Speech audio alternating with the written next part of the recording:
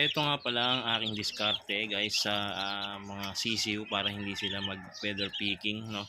Binibigyan ko lang sila ng malunggay para meron silang pinagkakaabalahan at medyo malibang sila at makatulong din sa resistensya nila yung malunggay dahil sustansya itong malunggay guys. So ayan, ano na yan, mag-iisang buwan binibigyan ko na sila ng ganyan malunggay. Yan, at ito naman ang ating mga magto 2 months. Yan, meron din silang malunggay.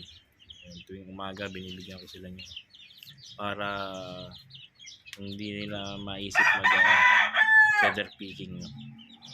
So yun lang guys, ayan ang ating diskarte.